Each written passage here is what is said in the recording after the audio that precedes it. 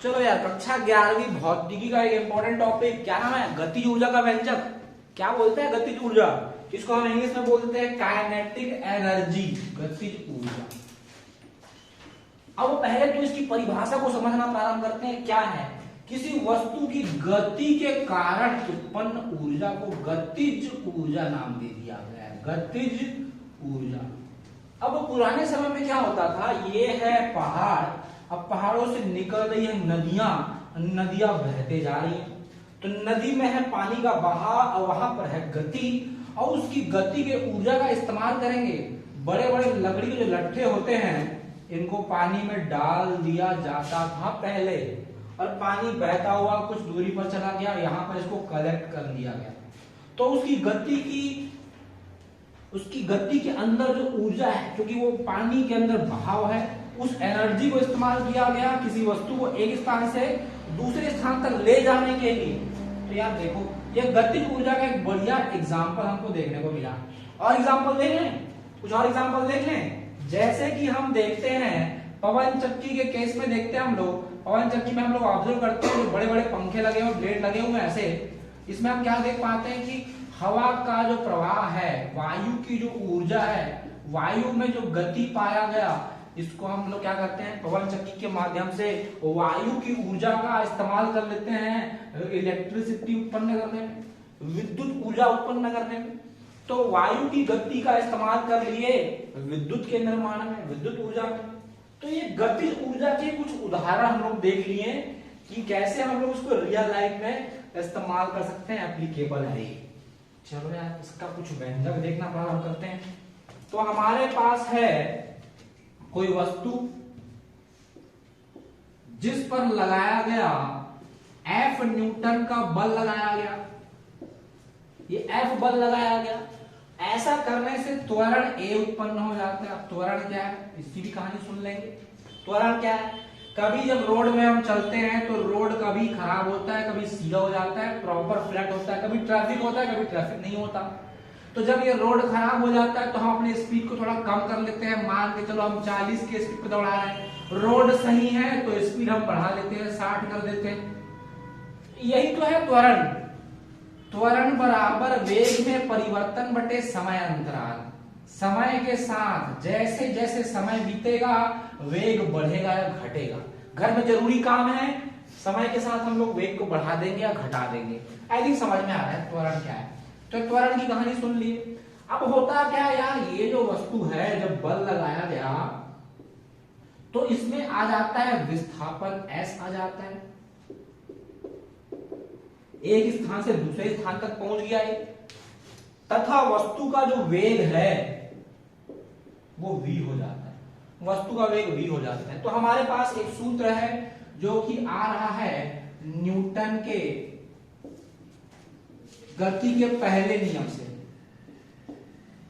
Newton के गति के पहले नियम से, जो कुछ बोलता है F is equal to ma।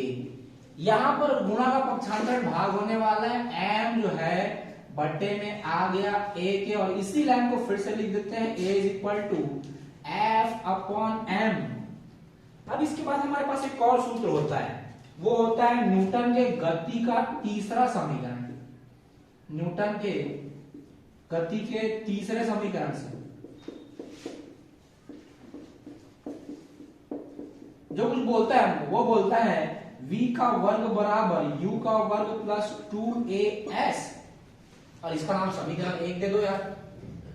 तो हमारे पास v का वर्ग तो वैसा ही है, u का वर्ग जो है, मतलब ये क्या, u का मान क्या होगा, u का मान होगा 0। बोले 0 क्यों? प्रारंभिक अवस्था में जो वाहन था वो कहीं नहीं था, कहीं जा नहीं रहा था, वो खड़ा था, रुका हुआ था। अब जब वाहन रुका हुआ है तो भैया जो स्पीडोमीटर है वो कहां पे रुकेगा, आगे 0 पे आके रुकेगा। लेकिन कुछ लोग क्या हो रहा है, हमारे घर का जो गाड़ी का कांटा है वो तो 40 पे हमेशा रहता है, कांटा बदल हुआ, खराब है, वो 0 पे रहता है। विरामावस्था में वेग 0 होता है, तो u का मान हो जाएगा 0। ये देखो यार, अब समीकरण 1 से कुछ जानते हैं हम, समीकरण 1 से हम कुछ जानते हैं, वो है a का मान। a का मान देख पा रहे हैं, तो ये देखो a का मान F अपॉन m देख पा रहे हैं। तो ए के स्थान पे F अपॉन एम रख देंगे, एस तो वैसा ही है, v का वर्ग बराबर 2f इंटू एस बटे में m है।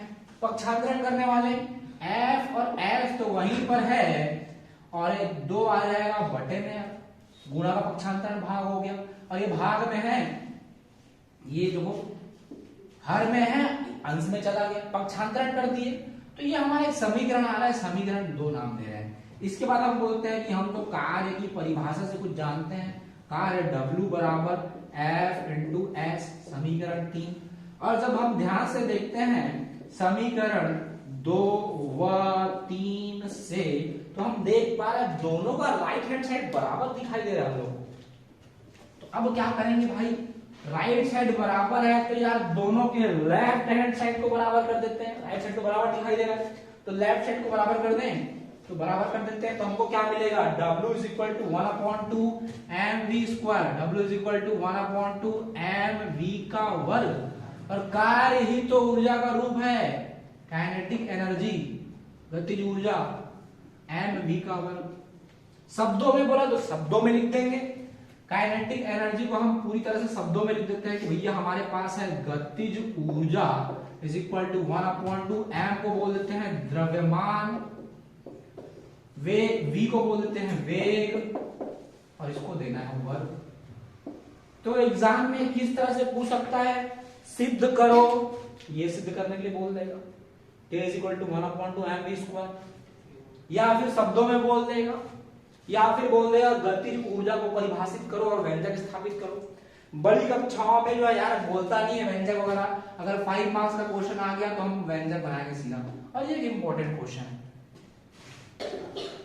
तो दोस्तों यहाँ पे छोटा सा प्रिंटिंग मिस्टेक हो गया, गतिज ऊर्जा के व्यंजक में हम देख रहे हैं यहाँ पर न्यूटन का गति का पहला नियम लिख दिया, प्रिंटिंग मिस्टेक हो गया, यहाँ पर पहला नियम नहीं आएगा, गति का दूसरा नियम, भाई दूसरे नियम से आ रहा है, क्योंकि गति का पहला नियम बोलता है जो वस्तु विराम अवस्था में वो विराम अवस्था में ही रहेगा, जो वस्तु गतिशील अवस्था में वो गतिशील अवस्था में ही रहेगा जब तक उस पर बाह्य बल ना लगाया जाए। और न्यूटन के गति के दूसरे नियम पे ये सामने दिखाई दे रहा है, F is equal to ma। बाकी इसको सही है, कोई दिक्कत की बात नहीं, कॉपी कर लो, वो प्रिंटिंग मिस्टेक था, सुधार लो उसको।